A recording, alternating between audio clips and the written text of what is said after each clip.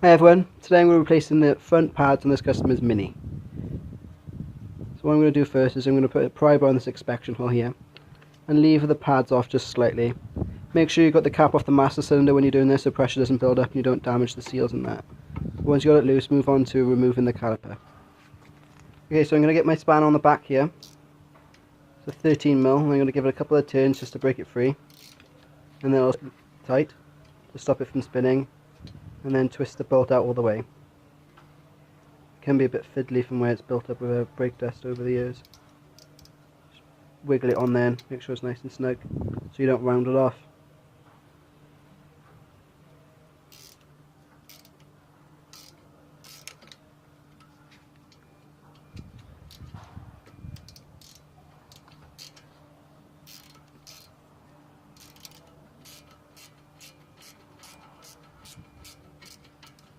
Once it's loose enough, just drop the spanners and spin it out the rest of the way by hand and flip the caliper up to expose the brake pads. Knock the brake pads out of the way.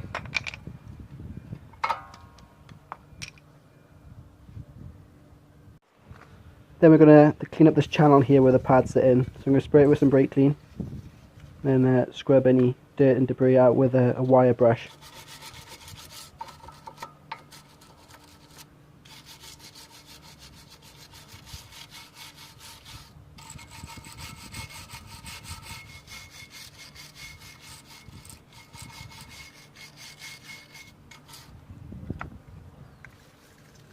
Spray off the leftover brake powder and dust then.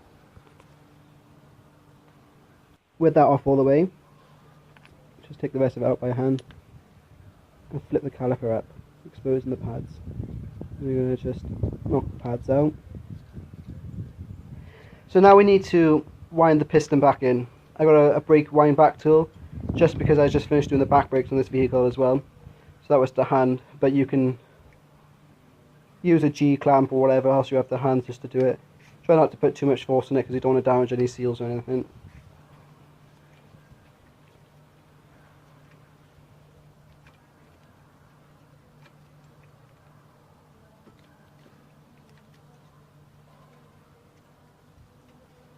You can see it gradually going in now. Just keep doing that until it's flush and you can't push it back anymore. Don't try to force it back. Once you can't push it back anymore, just leave it as that. There we are, nice and flush.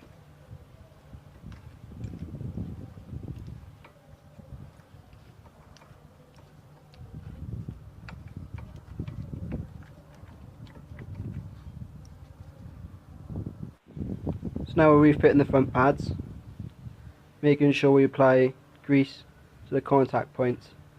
As you can see there, it's got an anti-rattle shim, so you don't have to apply any to the back, just on the bits that sit inside the carburetor.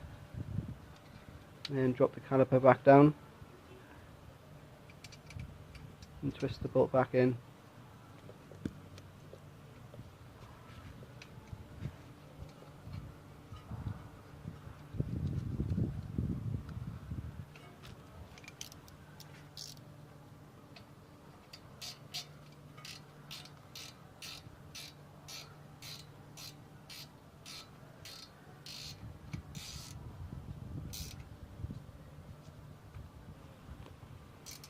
As you can see with that secure, it's still movement here. It's because the pads aren't seated properly, so we need to pump the pedal a couple of times or else the customer will have no brakes.